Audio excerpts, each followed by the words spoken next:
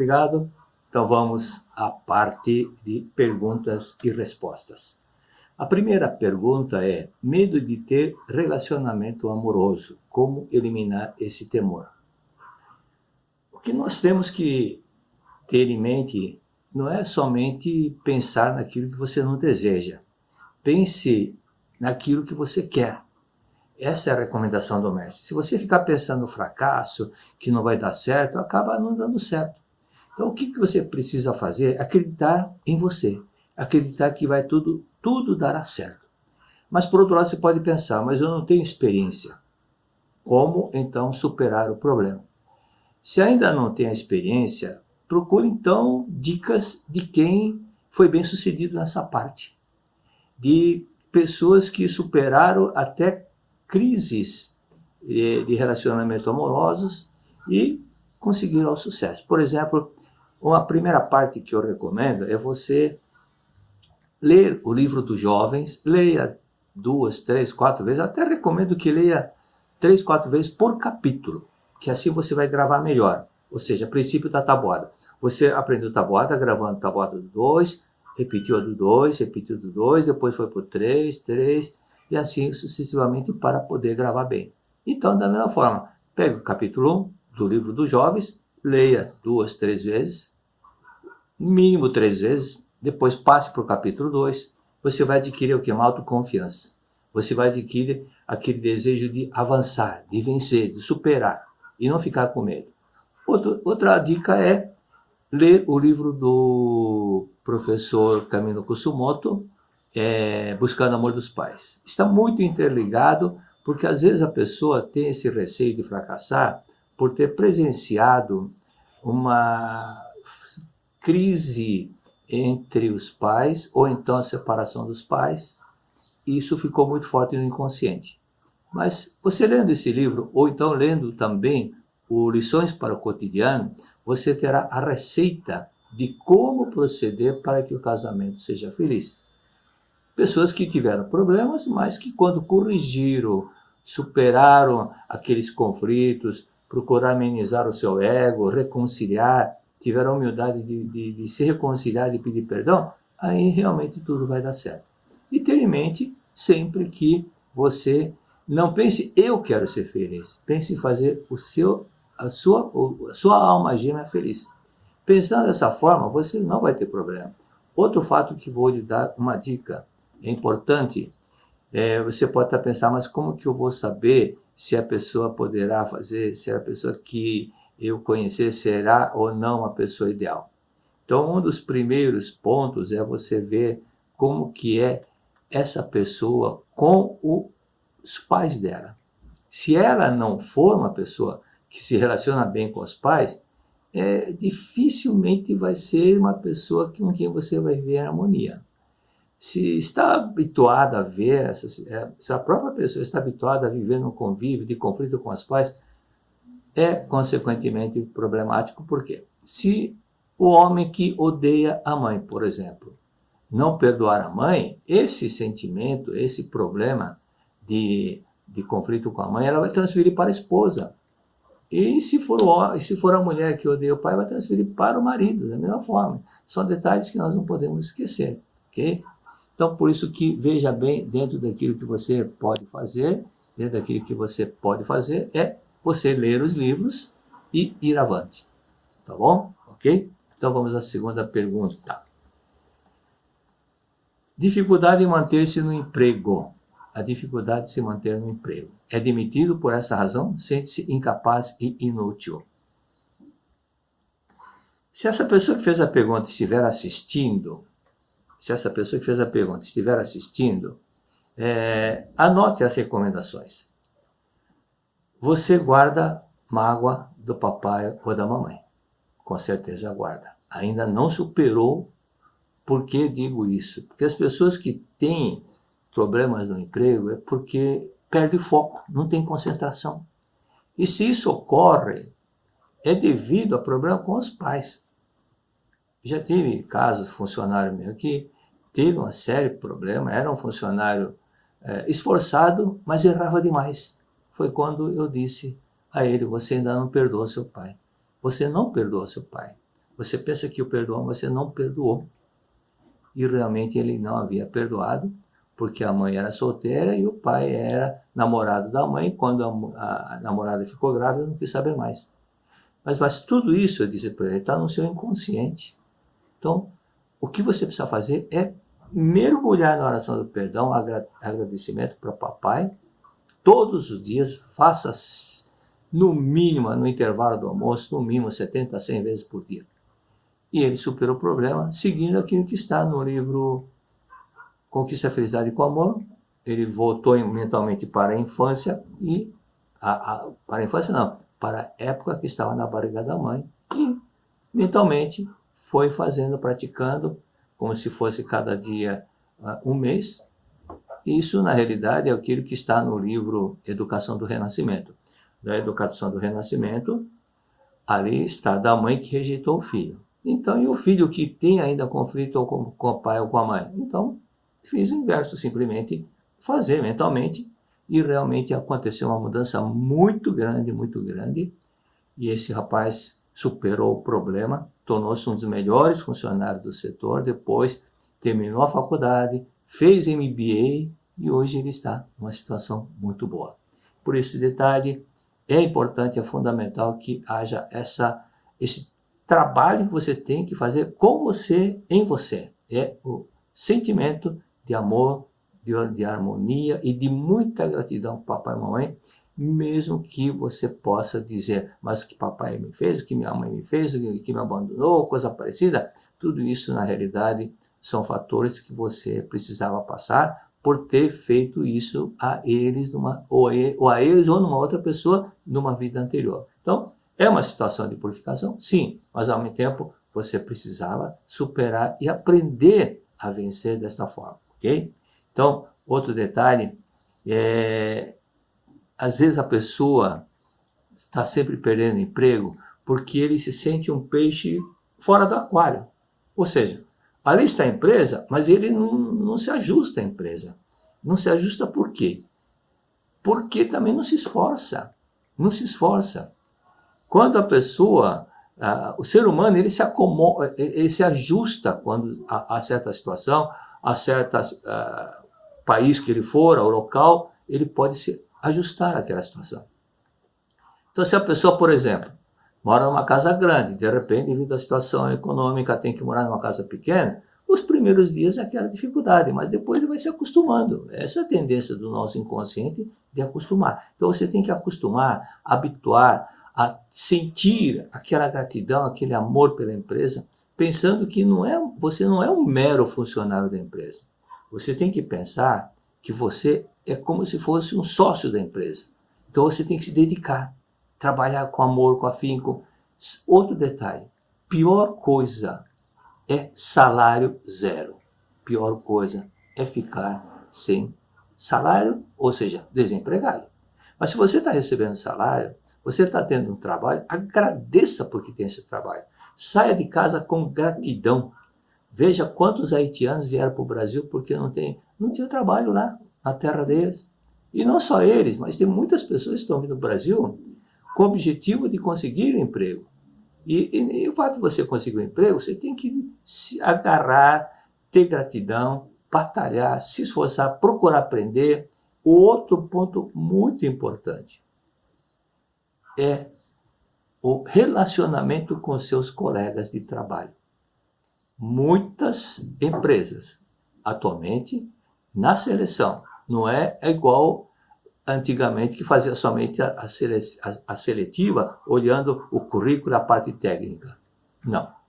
Muitas empresas hoje procuram saber, pelo currículo, o que essa pessoa faz fora do horário de trabalho.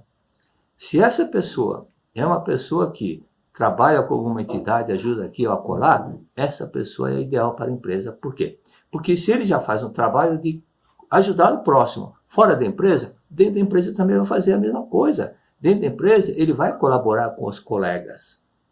Se uma pessoa vive de uma forma muito egoísta, não ajuda ninguém no trabalho, não é o ideal para a empresa, porque a força do grupo é a sinergia, quando existe aquela harmonia. Mas se cada um por si, essa empresa perde toda aquela sinergia. Então, é fundamental o relacionamento bom com os colegas e também com a chefia. Agora, dentro desse detalhe, não é questão de puxar saquismo, de ficar badalando, não. É questão de se dedicar, se esforçar, demonstrar interesse. Anote quando for perguntar para o seu chefe como é que faz, anote a resposta para que não esqueça. Concentre-se bem no trabalho, faça, confira, procure entregar de uma forma perfeita e veja que o resultado começa a mudar. Mas se você mentalmente também é de poucas palavras, só fica calado, também não é ideal. Procure, no momento assim, num intervalozinho, se relacionar com as pessoas. Isso é treinamento, não é eu não sou assim. Não é assim. Nós temos que evoluir. Não é dizer eu não sou assim. Procurar se esforçar, aprender a se relacionar, aprender a ouvir e não falar somente de si. Pessoa que só fala de si, ele afasta as pessoas. Então, viver dessa forma harmoniosa, você vai ver que você vai formar um ambiente gostoso. E de vez em quando, se algum colega falou, vamos lá, sexta-feira, vamos lá dar uma passadinha lá, lá no bar, fala, mas eu não sou de bar, mas pelo menos lá eu tomo uma água mineral que seja, ok? Mas só o fato de você estar conjunto, domingo vamos fazer no clube, não sei o quê, eu não sei o quê, sempre dando desculpa, de vez em quando é bom ir fazer essa parte social, tá bom? E outro detalhe, vai assistir o seminário de gratidão aos pais, que vai te ajudar muito, e sente nas primeiras cadeiras. E agora toma a decisão de ser o melhor funcionário da empresa e de ser o melhor filho ou filha, né? Não sei se é homem ou mulher que perguntou, dos seus pais e faça-os felizes, ok? Faça isso sem falta. Outro fato que é muito importante, que estava esquecendo, há pessoas que trabalham somente preso ao horário e não faz nada além do trabalho. Nada. Esse tipo de funcionário não serve. Não serve. Porque ele está sendo, muitas vezes, se ele se atrasa, ele não procura recuperar aquele atraso. Simplesmente, não, atrasei, não sei o quê. Então, procure começar antes e terminar até um pouco depois. Agora, já vi funcionários 20 minutos antes de terminar o expediente, já ir no sanitário e ficar se lavando, se arrumando, 20 minutos antes. Todos os dias, 20 minutos. No mês, ele deixou de trabalhar 7 horas e 15 minutos. Ou seja, um dia de trabalho. Então ele está roubando da empresa, está ganhando sem trabalhar. Então isso não é uma coisa que, na consciência da pessoa, não vai ficar feliz, certo? Mudaram-se de cidade e fizeram um empreendimento que todos aprovaram, mas as vendas estão paradas. Não estão prosperando. O que fazer? Bom, aí é preciso que o grupo fale a mesma linguagem. O grupo tenha harmonia. E o caminho é fazer com que todos os diretores leiam o mesmo livro. Não dê um livro, não. Se você faz parte desse grupo, faça com que compre um livro para o diretor A, diretor B, diretor C, e fale o seguinte: querem que a empresa se recupere? Que eu tenho inúmeros relatos de pessoas que prosperaram lendo esse livro. Mas vocês precisam ler, não vai engavetar. E dá o convite à prosperidade com volume 1 para o diretor A, outro para o diretor B, outro para o diretor C. Já devo ter contado o caso do rapaz, senhor chamado Altair, lá de Santa Catarina. Ele foi para a Academia de Santa Tecla com dinheiro emprestado, não tinha dinheiro, mas foi. Chegando lá, houve uma pergunta, na hora pergunta e resposta, uma senhora falou: meu marido é sócio com outra pessoa e a empresa não está indo bem, o que eu faço? Eu falei: vá, compre 2 livros, Convite à Prosperidade, volume 1, e dê um para o seu marido e outro para o sócio dele. E as coisas vão começar a melhorar. O Altair saiu correndo e comprou os 2, volume 1 e volume 2. Era para comprar o volume 1 e comprou 2. E leu, não achou nada sobre investimento. Depois ele começou a entender, começou a prosperar, se tornou empresário e se tornou deputado estadual. Muito obrigado. Vamos para outra pergunta. Manifestação de lúpus e artrite inflamatória com dores intensas nas articulações. O que fazer? Recomendo o CD mais procurado, mais saída, porque tem ajudado muitas pessoas com não somente com relação ao lúpus, mas também de pessoas que sofrem com alguém da família que é viciado em alguma coisa, qualquer tipo de vício, droga, bebida. A pessoa praticando o que ensina o CD tem resolvido o problema, não somente no Brasil, como no exterior também. No caso do lúpus, eu recomendo que ouça esse CD, mas ouça atentamente, principalmente o relato da Vera Lúcia do Amaral de Almeida, porque ela sofria de lúpus e o estado dela era gravíssimo, muito grave. Mas ela foi praticando, então o que aconteceu com a cura dela? Quando eu perguntei, você sempre teve esse problema? Isso foi na Academia de Biona, já faz uns 20 e poucos anos que aconteceu. Você sempre teve esse problema? Ela falou, não, depois do casamento. Então, depois do casamento aconteceu algum fato. E foi quando ela disse, eu tenho medo, nós moramos na casa da frente, minha sogra na casa do fundo, ou vice-versa, não lembro se ela morava na casa do fundo e a sogra na frente, e o medo dela era encontrar a sogra no quintal. Eu falei, olha, o problema é que você fica na defensiva. E o lúpus é excesso de anticorpos. Quando você encontra a sogra, você fica com medo de ser cobrado, com medo de ser criticada, e isso faz com que você vá criando excesso, o seu inconsciente vai criando excesso de anticorpos para ficar na defesa. Então, tem que eliminar esse medo da sogra, tem que procurar relacionar-se melhor com ela, ver a imagem verdadeira dela, a natureza divina dela, e com certeza os problemas vão ser eliminados. E ela foi pondo em prática tudo isso e realmente ficou 100% curada. Mas requer muita perseverança. Não é somente ouvir a resposta pensando que com isso vai resolver o problema. Não.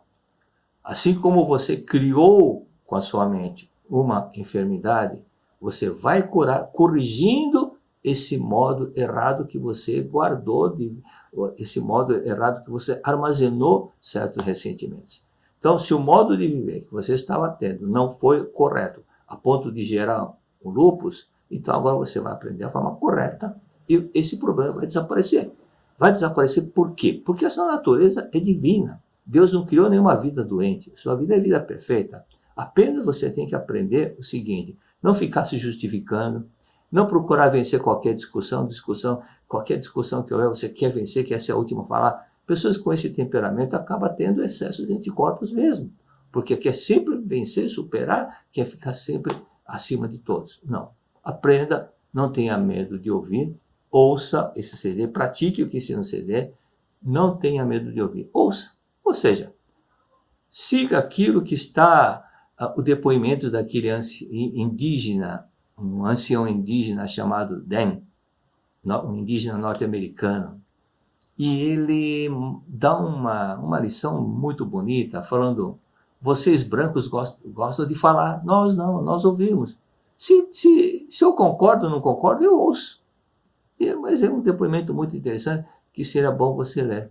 Eu ouço, mas eu não vou interrompê-lo. Mas aqui, nós ocidentais, temos hábito, não, para aí, não, tá, quer prevalecer a opinião dela, quer convencer outro, quer impor e não sabe ouvir. Esse tipo de hábito é muito incorreto, porque o outro vai nos ouvir se nós ouvirmos. Né? No livro, inclusive, Iluminando Seu Caminho, eu falo sobre o fato que eu presenciei no Japão, quando estive lá pela primeira vez. Estava lá com o professor Fumio Nishiyama, fomos juntos fazer um curso. Hoje o professor Nishiyama é nosso presidente doutrinário para a América Latina. E nós fomos num restaurante. E como era a primeira vez, o professor Fumio já conhecia o Japão, já tinha ido várias vezes, porque ele fala um japonês muito clássico, então na empresa que ele trabalhava também, ele teve que fazer uma série de viagens. E eu fiquei observando o restaurante que nós estávamos, como que era o comportamento. Tudo para mim era novidade. Apesar de ser descendente japonês, eu não conhecia o Japão. Como que é o povo, o comportamento. Como que eles agem. Esse era o meu ponto de observação. Aí, em determinado momento, entraram umas 7, 8 pessoas, todos homens, e uma pessoa falava, e todo mundo, hi, sim, hi em japonês é sim, hi. Ela terminava de falar, aí uma outra pessoa falava. E todos também, hi. Eu pensei, como é que tanto uma pessoa fala e todo mundo concorda? Depois eu entendi, não é que está concordando. Quando a pessoa está falando, o outro está ouvindo, ele está dizendo, eu estou te entendendo. Não está dizendo, eu estou de acordo com você, com o seu pensamento. Eu estou entendendo o que você está querendo dizer. Mas ele ouve. Depois que terminar de falar, aí outro que fala. Em nenhum momento eu vi alguém interromper o outro e falar, não, em nenhum momento. Todos ouviram, todos falaram. Então, aprenda a fazer dessa forma também. Tá bom? E estude, analise e se esforce para colocar em prática a frase de Jesus Cristo. Quem tem luvas é importante aprender. Quando Cristo disse, se alguém te bater na face direita, dê à esquerda. Se pedir para dar 1000 passos, dê 1000 mais outros 1000. Dá a quem pede, não resistais ao mal, não resistais ao mal. Naquele sentimento, você fica brigando mentalmente, fica numa tensão, numa irritação, você está resistindo ao mal. Deixa. Não se apegue. Se te chamar de baixinho, dá risada. Né? Não é mal, não se apegue a nada. Essa é a forma que Cristo disse. Aliás, todo apego gera sofrimento. Por isso, não fique pensando, ganhou, ele que falou mais alto, pensa, porque falou por último, pensa que venceu. Não tem nada de vitória. Alguém vai ganhar troféu? Alguém vai ganhar troféu, vai ganhar um prêmio, um bônus, porque numa discussão foi o último a falar? Não tem nada disso. Né? Isso é coisa do ego. Vamos para a parte do atrito. Artrite, ou seja, inflamação nas articulações, diz o mestre Taniguchi, é a manifestação da mente que incha. E a febre é a manifestação do atrito mental. É preciso reconciliar-se imediatamente com a pessoa com quem você mantém um atrito mental. Veja a pessoa no momento, às vezes você não está discutindo, mas mentalmente você, caramba, que coisa, caramba, tem que aguentar, tem que suportar. Mas não entende, é teimoso, não sei o que, mentalmente você está brigando com a pessoa. Mas como que pode ser assim? Como que pode ser não sei o que? Você mentalmente está degradando com ela, está brigando. Esse tipo de atrito mental fica no seu inconsciente. Você mentalmente guarda esse sentimento de atrito. E, consequentemente, manifesta o quê? Nas articulações. Se a articulação não está normal, livre, é porque alguma coisa não está bom. O relacionamento com outra pessoa que precisa ser melhorado. Por isso, ao acordar, ao invés de ficar pensando no defeito da pessoa, pense no lado positivo, pense no lado bom e agradeça essa pessoa. Se for no trabalho, antes de sair de casa, até chegar ao trabalho, vai agradecendo a pessoa com quem você mantém constantemente em atrito. Vai agradecendo. Você vai notar o seguinte, a outra pessoa vai mudar. Vai mudar porque você não está mais enviando pensamento de atrito, de briga, você está enviando pensamento de gratidão. Muito obrigado. Certo? Adquira um contador. Contador tem um digital, custa R$10, um eletrônico, se você aperta o dedo, vai fazendo a contagem. Isso não é que deva ser 10 mil. Pode ser qualquer coisa, um barbante com nó, qualquer coisa, para disciplinar a prática. E vai agradecendo 10 mil vezes por dia. Obrigado. Se você repetir 10 mil vezes por dia, obrigado, você não vai ter tempo para ficar reclamando ou para ficar brigando mentalmente com ninguém. E a doença vai desaparecer. Ok? Teve um sonho com assalto que sofreu com a lembrança de ninguém da família ter ido à formatura. Porque ninguém foi à formatura, você ficou muito chateado. A situação me deixou muito magoado, que como resolver? Olha, quando você acordou, você teve assalto, quando você acordou, a polícia estava lá, os ladrões foram presos. Outro detalhe, isso você, ao acordar, aquilo que você estava vendo não era nada do que você sonhou. Ou seja, você vai ficar preso a um pensamento, a um sonho, que na verdade não existe. Isso se chama ilusão. Você está acreditando uma coisa que não existe. Isso é ilusão. Então, sonho, apaga esse sonho. Apague. Na realidade, é um medo que você tinha de que ninguém fosse na sua formatura. Eu não tenho que ter medo, não. O importante é que, se você tem medo que ninguém vá para a sua formatura, é porque você, no fundo, você tem um sentimento de culpa de não ser atenciosa com todas as pessoas. Não ser atenciosa. Se você sabe de uma colega que está doente, colega da escola, por exemplo, você tem ido visitar essa colega? Então visite. Se você não está sendo atenciosa, então vem aquele receio. Quando chegar a minha vez, será que vão me presenciar? Então, esse é um detalhe que você quer receber, plante, ajude, dá para poder receber. Seja super atencioso. Quando cumprimenta o colega, chega na escola, qualquer local de trabalho, tudo bem? Como é que você está? Procure se interessar, tudo bem? A sua família está tudo jóia? Esse amor que você tem de dar esse interesse de se está tudo bem, essa pessoa também vai fazer a mesma coisa. Eu tinha um colega na faculdade que era assim. Todos os dias ele cumprimentava um por um, olhando com aquele sorriso, um olhar manso, dócil, impressionante. Ele é super querido por todos. Rapaz, não era de falar muito, mas ele era muito atencioso. Faço mesmo, tá bom? Agora, magoada de que se isso não aconteceu? Você tem que agradecer porque não aconteceu nada disso. Mas apenas agradeça, agradeça, agradeça e procure fazer as outras pessoas felizes. Conquiste amigos. Amigo não se conquista com tapa, mas faça o bem para alguém. É assim que você vai conquistar boas amizades. E as pessoas amigas sempre vão te dar prestígio, sempre vão te dar atenção. Depois de uma gripe muito forte, ficou com pigarro que ainda não desapareceu. Qual é a causa? Qual é a causa? Não, essa pigarra não é decorrente da gripe, porque gripe todo mundo já teve. Não estou falando do coronavírus, mas qualquer outro tipo de gripe comum todo mundo já teve. Mas todo mundo ficou com pigarra. Por isso que essa pigarra não foi decorrente da gripe, mas foi decorrente de uma bronca que você ainda guarda no seu inconsciente e você não perdoou essa pessoa ainda. Você ainda não perdoou. E você precisa perdoar do fundo do coração essa pessoa que um dia você ficou muito magoado, muito chateado e simplesmente você vai lembrar. Você vai lembrar quem foi, quando foi, pode ter ocorrido há 5 anos, 10 anos, 15 anos, mas um dia você ficou muito irritado com essa pessoa. Tenha em mente essa pessoa na sua frente, visualize essa pessoa na sua frente e faça ela sobre perdão várias vezes, 20, 30, 40 vezes, todos os dias, antes de dormir.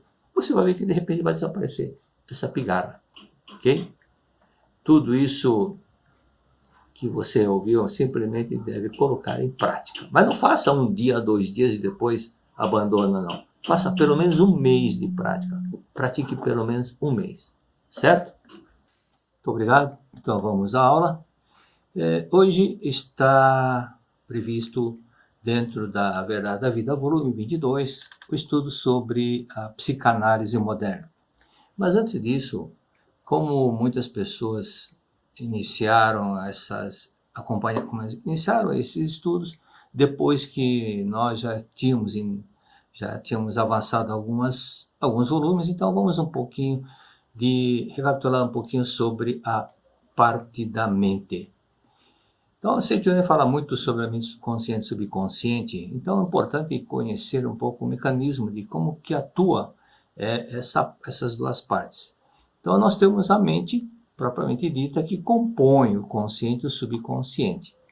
Então, a parte do consciente é a parte da mente que trabalha quando nós estamos despertos. É a parte da mente que começa a trabalhar assim que nós acordamos. Enquanto nós estávamos dormindo, ela também continuava dormindo. E a mente consciente é a mente que raciocina, que pensa, que analisa, que planeja, que está ligada aos 5 sentidos corpóreos. Por isso que os 5 sentidos, quando estão bem atentos, significa a nossa mente consciente é a chamada mente desperta. Então ela está em contato com o mundo exterior.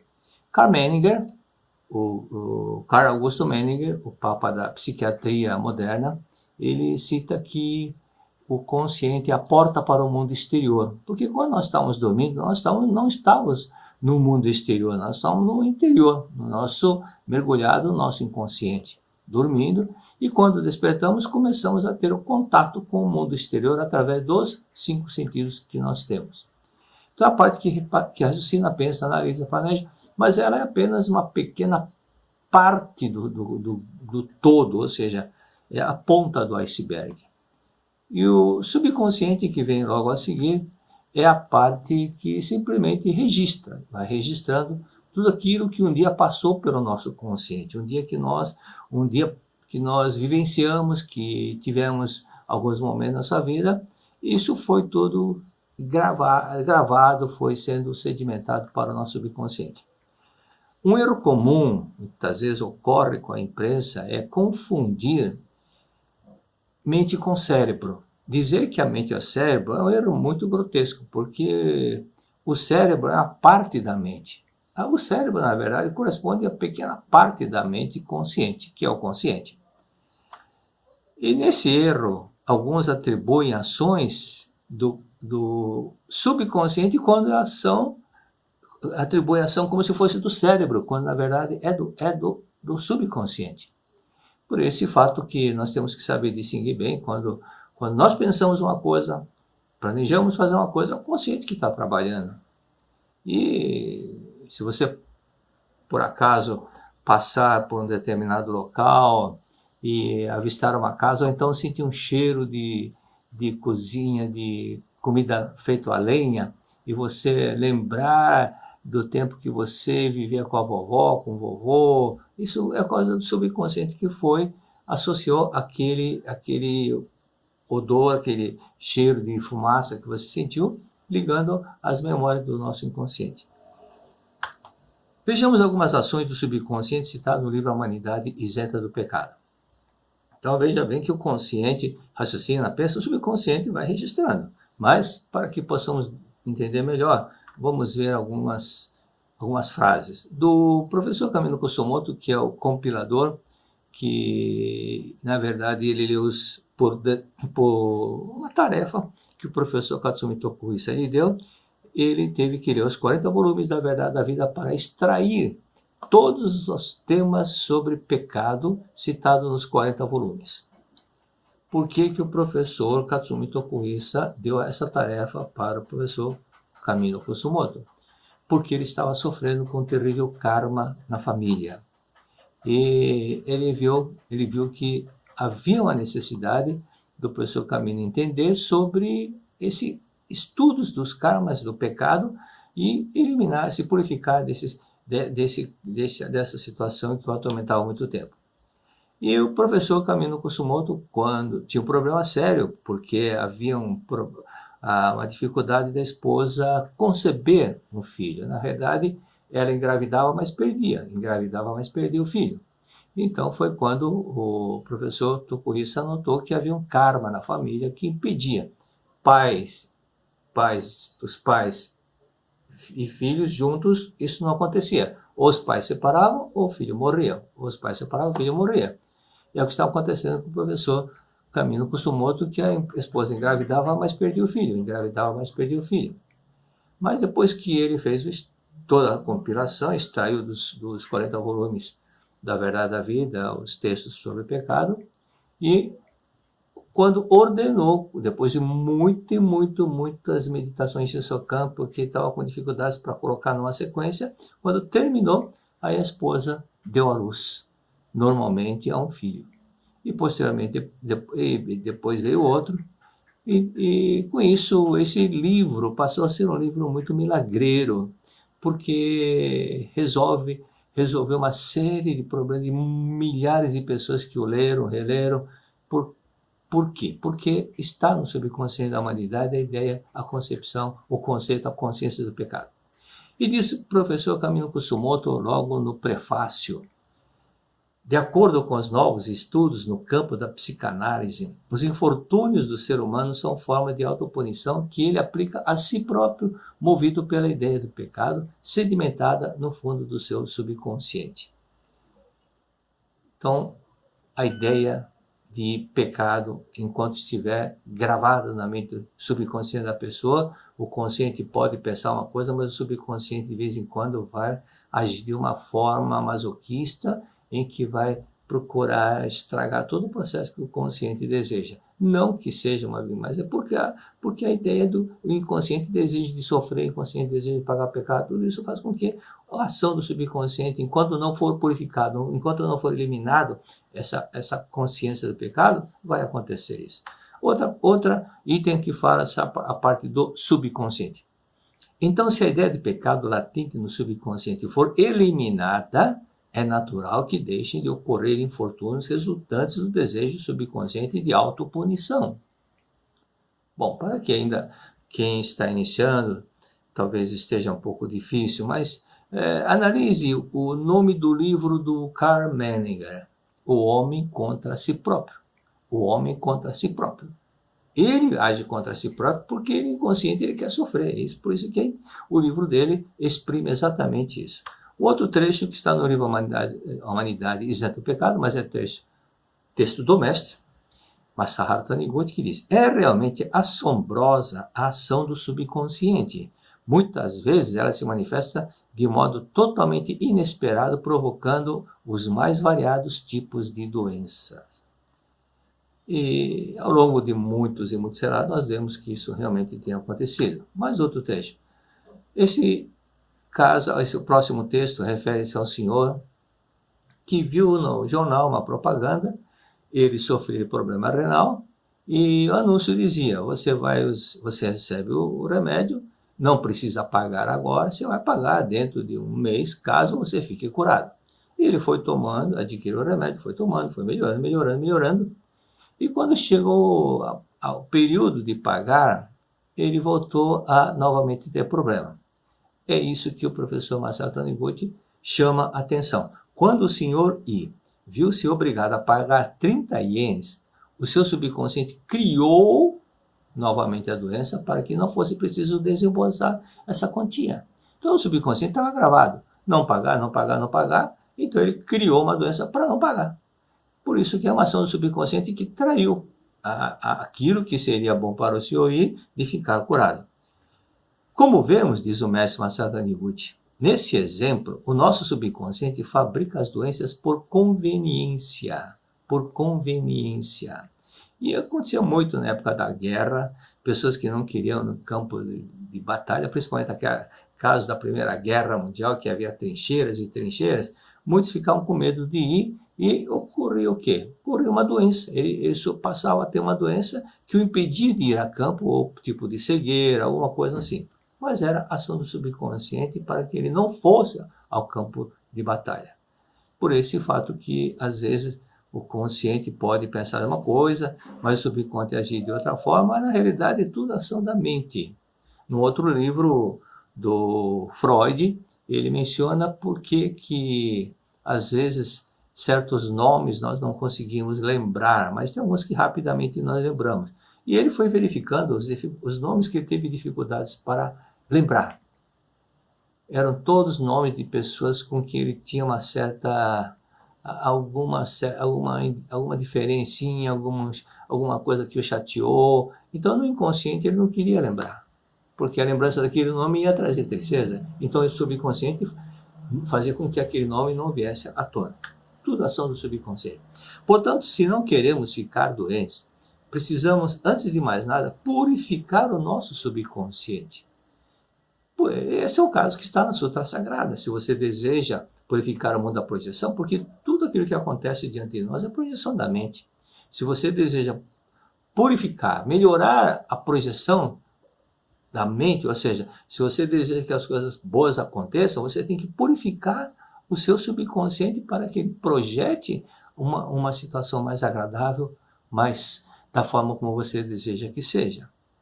Então, se você purificar, e através do perdão, por exemplo, é lógico que a doença vai desaparecendo à medida que você for perdoando de fato, ok? Mais um trecho diz o seguinte: as infelicidades que muitas vezes nos atingem não são castigos que vêm de fora, infringidos por Deus. Não são castigos que vêm de fora, infringidos a nós por Deus. Esse é um detalhe que, durante muito tempo, muitos povos sofriam e sacrificavam, pensando que Deus castigava, isso é obra de Deus, é castigo de Deus, e pensando dessa forma, procuravam agradar a Deus como? Sacrificando animais, sacrificando vidas humanas. E notava-se que era muito comum, né, entre os vikings mesmo, e os vikings mesmo qualquer coisa atribuía alguma desgraça, alguma situação como obra de Deus, como castigo de Deus, que Deus está bravo. Na realidade não é Deus quem faz nada disso. Deus não castiga ninguém, Deus não faz ninguém passar por situações difíceis. O que ocorre é que existem certas situações que a mente humana vai criando, como autopunição, autoflagelação, o desejo de muitas vezes de inconsciente de ser infeliz, porque acha que tem que sofrer, e dessa forma ela mesmo vai atraindo. Então, repetindo o texto, as infelicidades que muitas vezes nos atingem não são castigos que vêm de fora, infligido a nós por Deus. É o nosso subconsciente que faz com que tenhamos a infeliz ideia de entrar num negócio fadado a fracassar, faz com que fiquemos apaixonados por uma pessoa com a qual teremos um relacionamento desastroso, ou faz com que partamos de carro justamente no horário que envolve grande risco de vir a colidir com um trem. Então, são muitas situações, porque, vejam, quando aconteceu aquele tsunami, se não me engano, foi na Filipina, aquela região, não sei se muitas pessoas lembram que ali estava um casal de brasileiros que foram lá justamente para surfar, mergulhar. E na hora que eles mergulharam foi quando aconteceu o tsunami, ou seja, eles não foram atingidos. Então, na realidade, quando a mente está purificada, está em harmonia, ela atrai situações de harmonia. No volume 1 nós mencionamos, quando estávamos estudando sobre a formação do destino, daquela senhora que trabalhava naquelas duas torres dos Estados Unidos, que 11 de setembro teve aquele atentado. E ela foi trabalhar e o marido, quando soube do atentado, justamente onde a esposa trabalhava, ele foi para casa muito triste, porque ela trabalhava exatamente numa das duas torres. E aí ele chegando em casa, de repente a esposa aparece, e ele pensando, tomou um susto, pensando que fosse um fantasma. Mas você está viva? Eu falei, eu estou viva, porque a costureira errou a minha costura, por isso que eu cheguei atrasado, cheguei depois do fato, depois de acontecido o fato. Tudo isso é obra da mente consciente, que atrai coisa boa ou não, de acordo com aquilo que está no nosso inconsciente. Muito obrigado. Então vamos agora estudar aquilo que está na página 141 da edição 1 ou 139 na edição 3. E aqui diz o mestre Masaru Taniguchi: a Seichi-no-ie inclui em seus ensinamentos a psicanálise moderna. O mérito da psicanálise está em procurar os conflitos ocultos nas camadas profundas da nossa mente humana, analisando a manifestação simbólica chamada doença. Vamos por parte. Procurar os conflitos ocultos nas camadas profundas da mente humana. Esse conflito oculto significa aquilo que o consciente não lembra, mas que está lá gravado no subconsciente. Esse é o trabalho que, no início da psicanálise, tanto Freud como Breuer, Stickel, todos eles faziam de uma forma até através da hipnose, para buscar o conflito que estava no inconsciente, causando aquele problema e era o gerador do sofrimento. Então, procurar os conflitos nas camadas profundamente humanas, analisando a manifestação simbólica chamada doença. Ou seja, a doença é uma manifestação simbólica de algum atrito ou conflito, alguma coisa desagradável que está gravado no nosso subconsciente. É a materialização de um sentimento não muito agradável que está no nosso inconsciente. E descobrir esses conflitos, procurar trazer à tona. Como aquele caso que está no livro A Humanidade Isenta do Pecado, daquela senhora que não conseguia ingerir a água, não conseguia beber água. E o Breuer, ele mandou uma carta para o Freud, excelente descoberta, estou atendendo uma mulher que não conseguia beber água, e foi relatando que a causa dela não conseguir beber água não era nada físico, material, mas era um conflito que estava no inconsciente dela, e ele, através da psicanálise, descobriu fez com que ela lembrasse um fato que causava tudo isso. Foi quando Esse fato é quando uma senhora da alta sociedade foi visitá-la e no momento que essa senhora da alta sociedade entrou na casa dela, viu o cachorro dessa senhora, da dona de casa, sobre a mesa, tomando a água que estava num copo na mesa. Então, aquela cena, ainda mais naquele tempo que a educação era muito rigorosa, vendo o cachorro tomando água que estava sobre a mesa, ela ficou muito envergonhada e com muita raiva do cachorro. E aquilo ficou no subconsciente dela. Só que o tempo passou e ela esqueceu. Mas todas as vezes que ela ia tomar água, a água não descia. Não descia porque havia um conflito no inconsciente dela. Esse conflito era associado ao fato do cachorro estar bebendo água que estava na mesa. Mas ela não tinha essa informação. Mas Breuer, através da psicanálise, quando fez com que ela lembrasse desse fato, então acabou o problema. O problema desapareceu porque já não havia mais motivo para ficar conflitando aquele fato que lhe causou tanta vergonha. E descobrir esses conflitos emaranhados, os mais variados desejos e anseios, trazê-los à tona. E ter provado cientificamente que as doenças são sombras da mente em estado de ilusão. Então, as doenças são sombras da mente que está em estado de ilusão, ou seja, consequência de conflitos íntimos. Consequência de conflitos íntimos. Então, esses conflitos íntimos é que muitas vezes nascem uma série de problemas agradáveis, que se chama doença, mas é conflito que está no inconsciente da pessoa. E quando são eliminados, né, esses conflitos, esse problema é descoberto, é uma purificação, Seitonei chama de purificação, em psicologia chama-se de catarse, que a pessoa identifica um fato que estava lá no seu inconsciente e traz à tona. Na página seguinte, diz o seguinte, o texto é o seguinte: o paciente que vivia a tortura por não poder sentar-se. E aqui cito o caso de o seu William Stickel. William Stickel, aqui eu não falo sobre ele. William Stickel, Freud, Breuer, esses nomes, mas parece que estão todos soltos, na realidade são todos da mesma época. Stickel, ele nasceu na Ucrânia, 1868, e morreu em Londres em 1940. Freud, austríaco, nasceu na Áustria, né, austríaco, 1856. Então ele alguns anos, 12 anos mais velho do que o Stickel. E morreu em Londres um ano antes do que o Stickel, 39. E Breuer nasceu em 1942 na Áustria, 42, e ele era o mais velho de todos. E morreu na Áustria em 1925. Então, eles trocavam informações entre eles, e muitas vezes toda uma pesquisa que um fazia, passava para o outro, mandava carta, e assim um foi ajudando o outro mutuamente. E um dia Stickel estava no seu consultório, quando entrou um senhor. Este senhor estava de pé e Stickel disse: pode sentar-se, por favor. E ele continuou de pé. E novamente Stickel disse: por favor, tome assento. Então esse senhor disse: mas justamente esse é o meu problema, eu não consigo sentar devido a um problema que eu tenho e que afeta uma doença nervosa que afeta exatamente, me causa muita dor na região glútea. Isso que me faz com que eu não consiga sentar.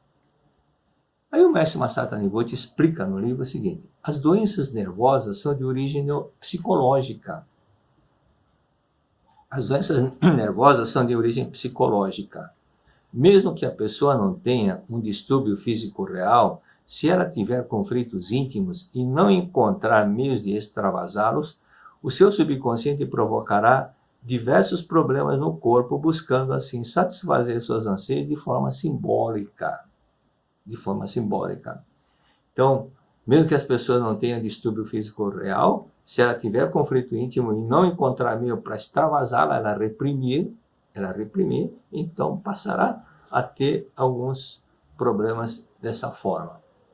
E isso é muito comum. Às vezes a pessoa passa por momentos de irritação e vai reprimindo, e por isso que dá aquelas doenças de origem nervosa, como é o caso, por exemplo, de mal de Parkinson, por exemplo. A pessoa passa a tremer e ou então a dança de São Vitor, doenças que de origem nervosa, que ela passou por irritação, ira, muito ódio, foi reprimindo, e isso manifesta em forma de doenças, ou então até, um caso mais extremo, que leva a pessoa à morte através de um derrame e outras coisas mais. E esse senhor, então, ele começou a receber a orientação do Dr. Stickel. Então, que estranha doença era essa que o paciente não conseguia sentar, devia permanecer de pé. Então, aqui cabe, então, na página seguinte, o mestre dá uma pausa para explicar sobre Breuer. E fala sobre Breuer, que quem iniciou o método de psicanálise foi Breuer. Eles eram psiquiatras, né? Médico, psiquiatra, e quem começou esse trabalho de psicanálise foi Breuer, que em 1880 conseguiu a cura completa de uma mulher que sofria de afasia, impossibilidade de falar, submetendo a auto-hipnose e a hipnose propriamente dita. Então, esse trabalho de fazer com que a pessoa fosse hipnotizada, o objetivo era fazer o quê? Como o consciente não lembrava, adormecia o consciente através da hipnose e falava com que a pessoa falava diretamente com o subconsciente. Agora você está em tal lugar, o que está acontecendo, está em tal lugar. E de repente a pessoa vem aquela memória daquele fato e que era justamente o fator que estava gerando aquele problema. E Freud, posteriormente, usou essa mesma metodologia através da hipnose. Inclusive, ele hipnotizava as pessoas com um relógio, onde Pedro fazia balançar. E um dos casos assim, muito comum, que até era um motivo assim, de ele fazer a sua própria propaganda.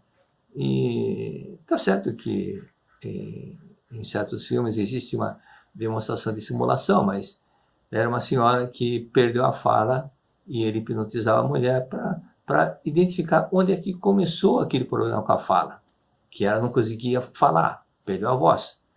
Então, Freud foi levando a um momento próximo, quando ela estava com a filha, uma menininha, segurando a mão da menina, e a menina soltou a mão dela, da mão da mãe, e foi em direção à rua. E nisso veio um bonde e atropelou a menina. E a mãe presenciou toda aquela cena. E quando via e descrevendo aquela cena, então o próprio Freud fala, o que você falou nessa hora? E ela gritou e a voz voltou a sair. Então, ela perdeu a fala exatamente no momento que a filha foi atropelada. Mas no momento que, através da hipnose, ela lembrou que foi aquele fato que causou o problema dela perder a fala, veio à tona e ela ficou curada. Então, são fatos que, através da hipnose, eles procuravam buscar o conflito. Então, diz aqui, contudo, esse método psicanalítico, com a ampliação da hipnose, deparou com um obstáculo. Fazia através da hipnose, ele encontrou com obstáculo. Por quê? Porque a maioria das pessoas que sofriam de doenças nervosas eram difíceis de serem hipnotizadas. Então, se uma parte não consegue ser hipnotizada, significa que a metodologia não serve para todos, só serve para aqueles que podem ser hipnotizados. Então, eles mudaram de metodologia para buscar os conflitos de outra forma, mas não que fosse através da hipnose. Por isso que desenvolveu o estudo da interpretação dos sonhos, que através tanto de Stickel, Freud, mas principalmente o Freud procurou adotar esse lado. E consequentemente, depois continuando com essa história do Stickel atendendo aquele senhor, então ele disse, um dia, uma outra sessão, ele falou, fale tudo que você vier na sua mente. Ele senhor falou assim, fale tudo que vier à sua mente. E o paciente disse, mas é melhor o senhor me perguntar, porque eu não sei o que falar.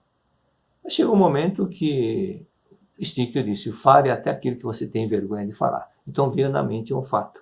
Um fato justamente que estava ligado à esposa dele. E ele não estava se dando bem com a esposa. E aí menciona que no dia seguinte esse paciente chegou 5 minutos atrasado. Num país, com a Europa naquele tempo, ainda hoje, é muito rigoroso, eles são rigorosos com a questão do horário, da pontualidade. Esse paciente chegou 5 minutos atrasado e deu desculpa na condução. Mas, na verdade, o mestre disse o seguinte, que na verdade não foi pela condução. O doutor Isiga pensou, este paciente não tinha nenhum outro compromisso para hoje e poderia ter saído de casa com bastante margem de tempo para chegar aqui na hora marcada. Os pacientes que apresentam pouca resistência à exposição de seus conflitos íntimos costumam chegar um pouco antes da hora marcada. Então, o paciente que não tem vergonha de falar, de expor, ele chega no horário normal, mas aqueles que têm receio de falar, o inconsciente já cria um problema para chegar atrasado ou para faltar ou coisa parecida, né? E, posteriormente, esse caso foi avançando e o Sr. Stickel foi fazer com que esse rapaz, esse senhor chegasse, ele era veterinário, e chegou num ponto que ele acabou confessando. Um dia a esposa estava dormindo e começou a falar nome que não era ele, Henrique. E quando ela acordou, ele começou a pressionar, quem é esse sujeito? E foi quando ela confessou, dizendo que ela tinha tido um caso com ele. E ele ficou muito enciumado. E por vingança, esse paciente começou a ter um caso com a sua assistente. E ela se transformou na amante dele. Mas, por outro lado, essa moça tinha um namorado que ficava com ciúmes e até queria matar esse veterinário. Mas, diante de toda a situação, ele ficou no impasse. Ele não queria separar da esposa porque amava a esposa, mas também amava essa moça. E, por outro lado, ele via constantemente brigas entre a empregada e a esposa. E quando chegou o momento que Stigler falou, você quer resolver esse problema? Dispensa essa funcionária, deixe que ela vá para o noivo dela e você se harmonize com a esposa. Quando ele procedeu desta forma, então ele ficou curado. Muito obrigado a todos.